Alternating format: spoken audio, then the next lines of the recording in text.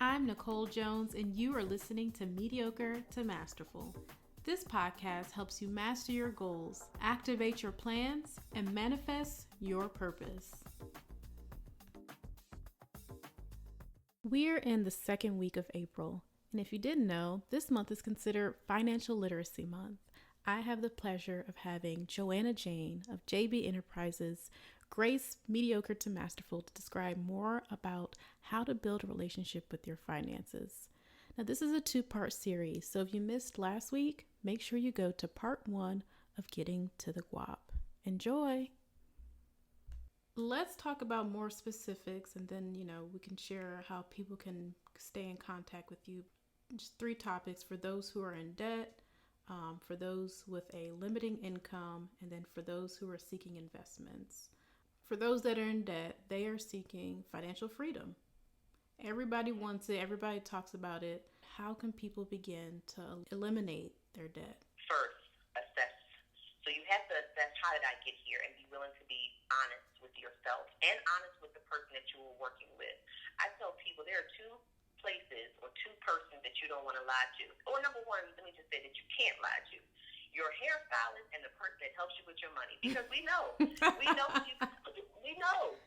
know from the time that we put whatever in your hair that's going to show me that you really get it dyed and you said you didn't dye it, it's all going to come out. And I know when I sit down with you with your finances, where your money is going and what you did, it's all going to come out. So you want to be honest with the person that you're working with, but most importantly, you want to be honest with yourself about, how did I even get to this point that I'm in so much debt? Am I a lover of materialistic things?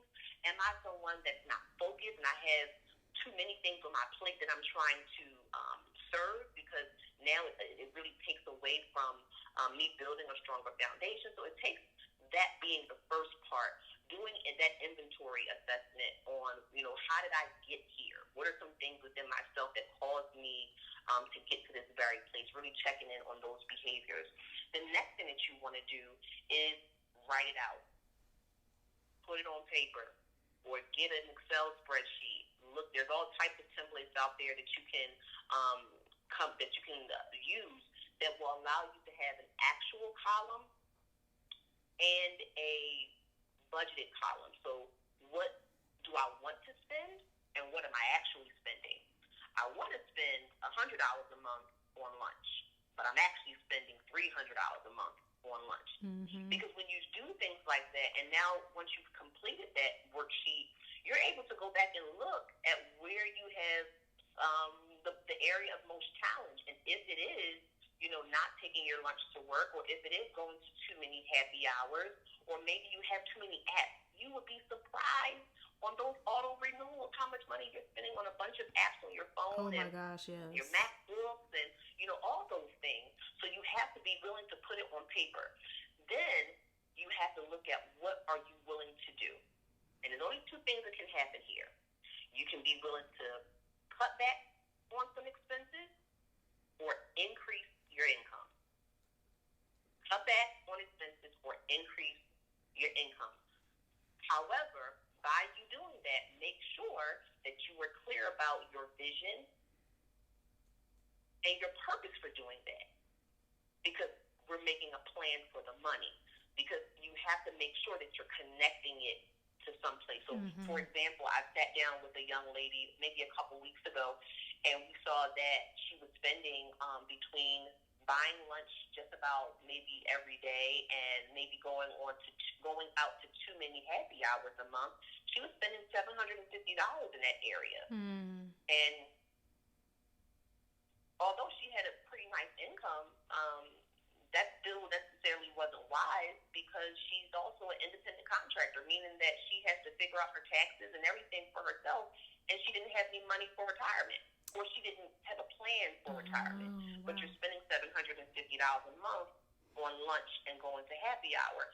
So after we took care of some insurances and so forth, what we ended up doing was connecting the leftover money, to her retirement account. Like, we opened up a retirement account. Why? Because she said, I want to make sure that I'm not like my parents, or I'm not like some of the other people in my family that may be struggling in retirement. Okay, here we go. We got a why. Yeah. So now we have a plan. So the plan is every X date of the month, that money automatically comes out of my checking account and goes right into my retirement portfolio. So that's how you're able to start making a plan for these areas that you may be overspending, and also making a plan for things that need to really be in your plan that are not there. So I would say those are the first three. Those are the three things that I would do, and really being able to make sure that you are on a path to getting out of debt. And then the fourth thing is making sure that you are clear about your interest rate on your credit cards and your different loans. And when you're working with someone, really write those things out and then create a plan on how you're going to get out of debt. So I know for me, I don't necessarily have a 100% rule of thumb. In the financial industry and in other, specialties, you'll hear people say it depends, because it does. Because depending on what your goal is how we're going to go about getting you out of debt. Yeah. So I don't want to always say, oh, well, we're just going to tackle the one with the highest interest rate.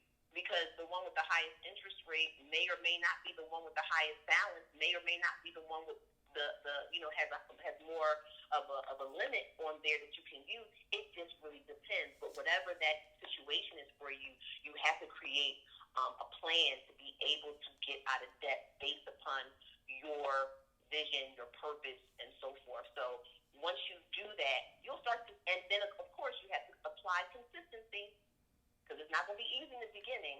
But once you do that, I want to say at least by month 3, that's where I typically see a lot of my clients that I am helping in the debt coaching area, they start to see success. And I'm very happy to say that one of my most,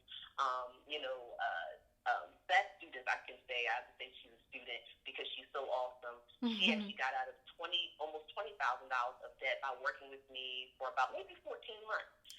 We were really smart about areas where she received bonuses from her job, and she's a traveler. She loves traveling, but she had to dial it back for a little bit because we needed to do other things in other areas. She wanted to make sure that she was tackling some of her student debt and those type of things.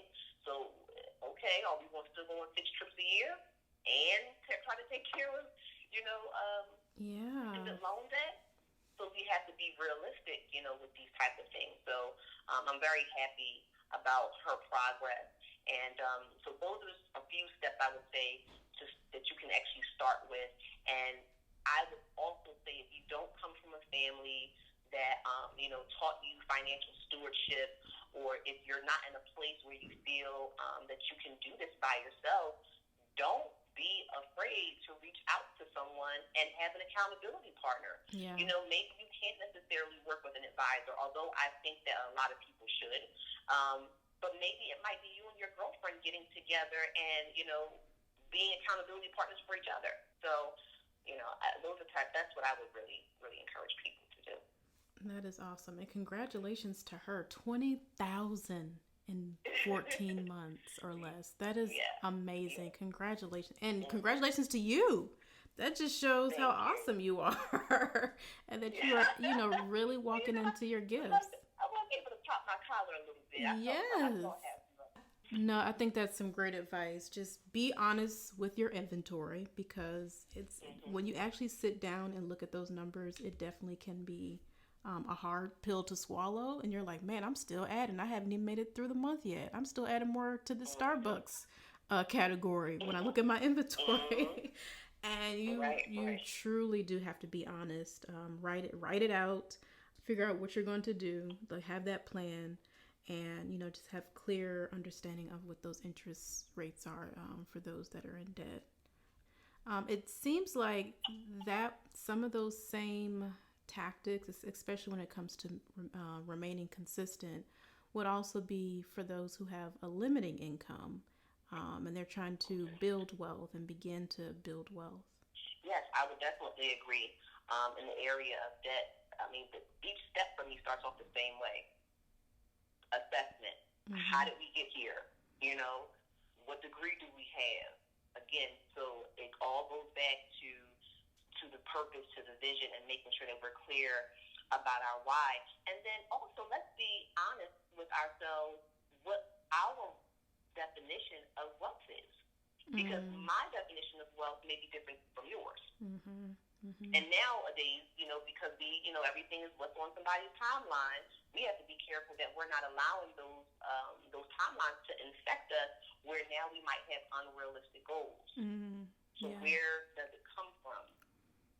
Yeah.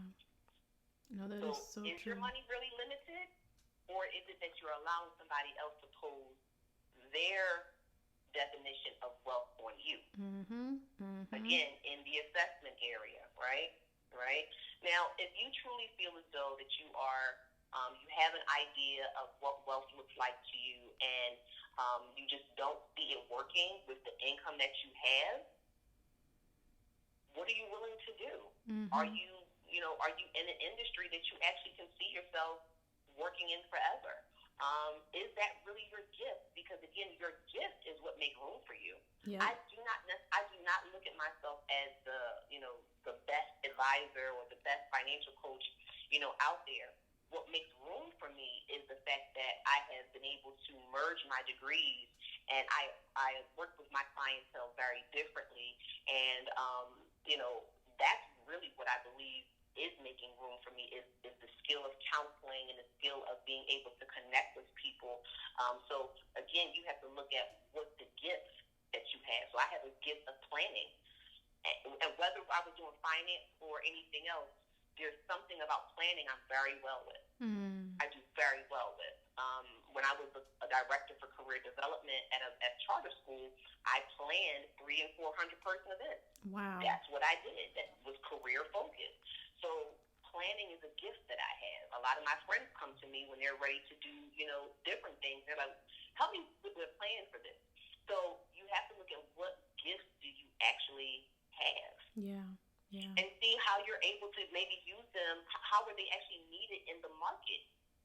Is it a gift that's really something of demand that you can maybe create a business, and now you have an income that's generated from it, and maybe that's the thing that you're now able to take that money and invest more, whether it be invest in stocks or real estate, or maybe fund more of your retirement, whatever it may be. But I would tell people, with limited income, if you're already working at a job and it's not connecting the dots for you on where you want to go in the future, really look at your gifts. Take some time and think about what are people praising you for? Yeah. What are the things that you do for fun that you just really enjoy and you do well? Yep. I think that's great advice. And then work from there. Yeah, absolutely. Yeah. Another thing with people, for people that have limited income, don't be afraid to take risks. Don't be afraid to take risks. And this is a part of, why we are so passionate about Brown Girls Do Invest mission, is because women, we often think too much. Yes. Sometimes just to jump. My book, Because She Jumped, talks about that. You have to be willing to just jump sometimes. Yes, there's a plan in place and all that other stuff, but once you've done some things, it's going to require you to say, I've read enough books, I've been to enough networking events, I just need to go ahead and do this thing and do it scared. I'm here on this podcast, and I'm honored, to sit here with Nicole and have this conversation, but, ladies, I still get up every day like, this is my life, all right, well, I'm going to let this away.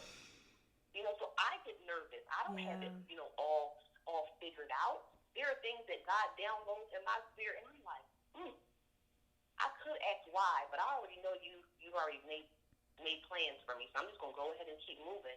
But it took me a while to get to that place. Yeah. But you never find out unless you're willing to take the risk and have faith and just do it. So some of us are not reaching our area of desired wealth because we're thinking too much and we're not doing.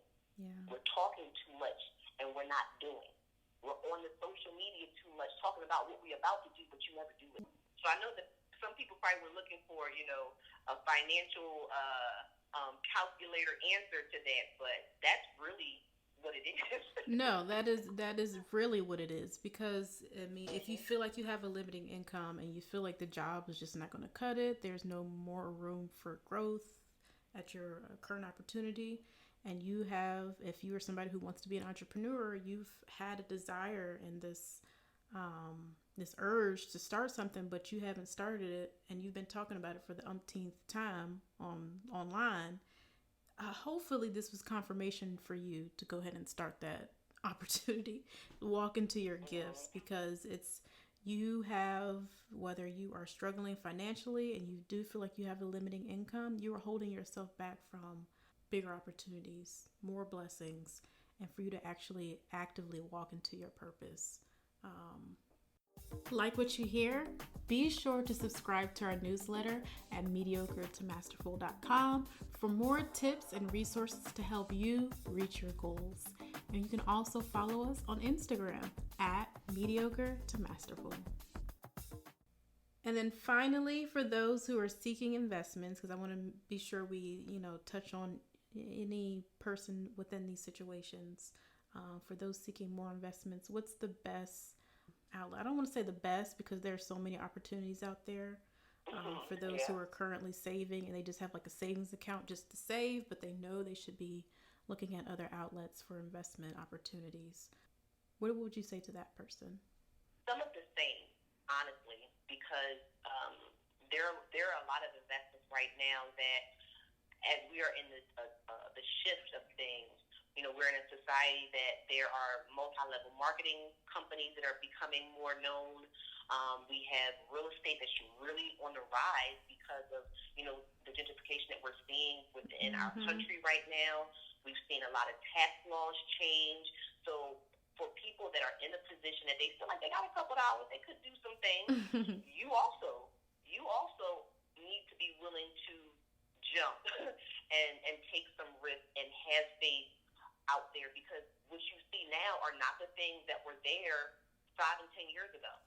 So now you're going to start hearing, different terminology that you need to get familiar with if you want to really be able to take your income to the next level. Yes. So I think that one of the best areas for people to invest in right now is real estate. There's a lot of property out there that is dirt cheap. I don't know if I mentioned this at Brown Girls Do Invest, but about a year and a half ago, I formed O'Hara Developments, which is my community development company, and we focus on rehabbing communities. And the houses that we buy are not super expensive, and you pull two girls together, and you put your dollar together, and I put my dollar together. Some things could actually happen. Again, this came out of a vision. It wasn't me just saying I want to make a bunch of money flipping houses. Hey, everybody's situation is different. Mm-hmm. But I think the blessings that we've seen so far is because we had the vision of, really going about changing our communities in a way that we did not want to push people out of their neighborhoods.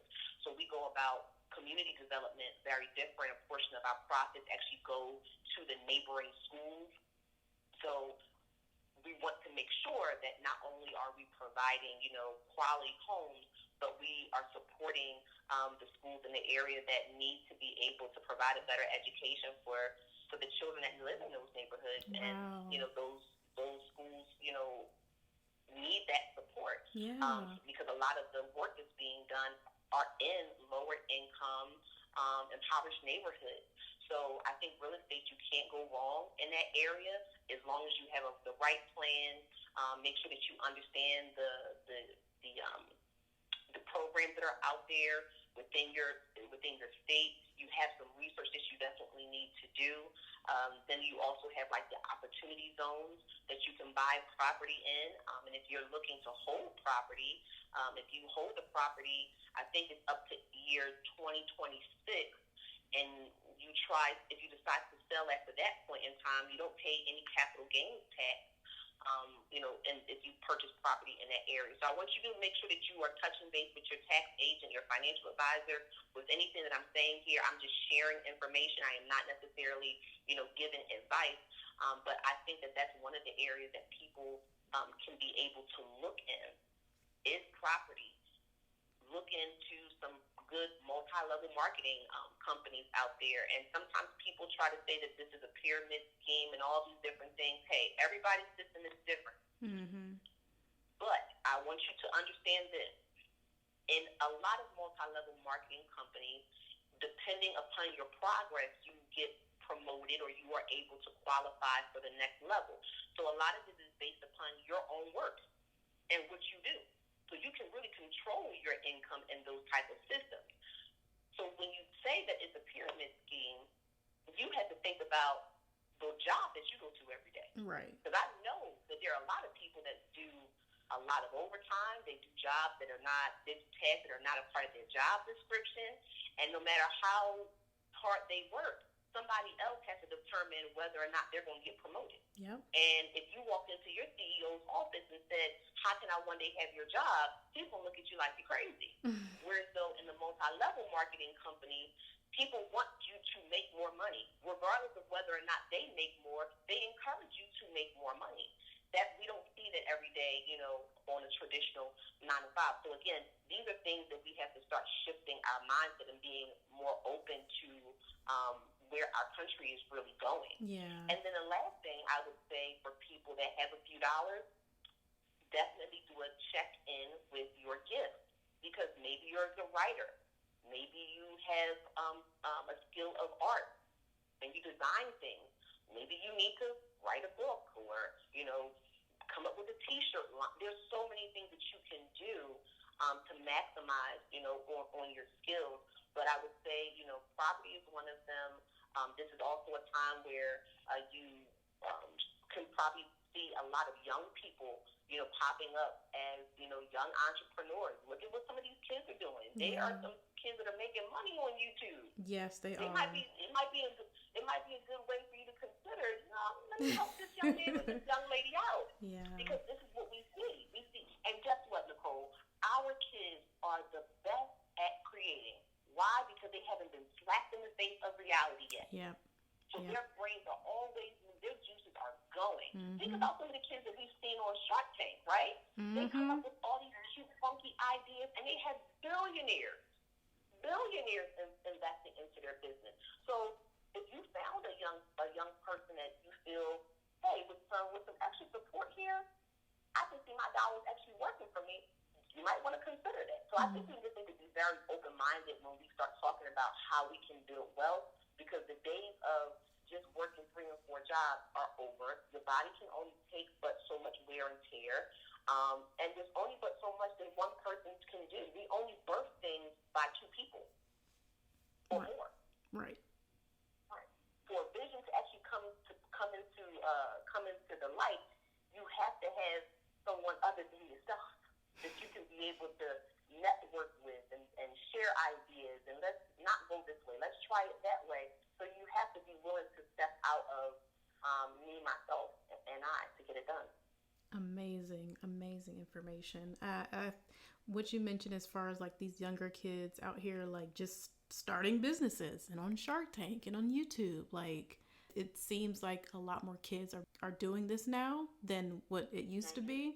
I don't know if it's because we have social media and it's a lot more advanced, but to see that and to know that these kids have started early, as they grow older, they will not be afraid. They will not be defeated. You can't tell them they can't have this. You can't tell them they cannot succeed at this particular level, because they already have it ingrained that, if I start something, if I launch, if I have an idea and I have a plan, I have a goal and I launch it, it will succeed. Even if I fail, even if, it doesn't work out the first time, I did it, I'm on to the next, and I'm closer to my goal than I was the day before. Right, absolutely. And, I want to share something before we wrap up. Yeah. About for parents that have children that are young entrepreneurs. And I'm saying this because I also have a young entrepreneur in the making. My daughter will be releasing her natural lip balm later on this year. Congratulations. Thank you. I'll let Haley share her own story when her time comes. But just know, Joanna Jane's baby is coming out with a lip balm line. So I love that. Get ready. I love it. One of the things I want to encourage parents to do is make sure that you are showing your children how to save from their profits very early on. And one of the ways that you can do that, you can open up a retirement account for your child when they are producing an income. So one of those accounts are called a custodial Roth IRA. It's an IRA that the parent needs to be on as well, hence the word custodial. And it's a Roth IRA, meaning that you're putting in dollars after taxes that the child can actually have in their later years. So just imagine if you were putting away, $200 or $500 or $1,000 a year since you were 14 or 16 years old. And now you decided, you continue contributing to that account throughout the years, and now you're 59.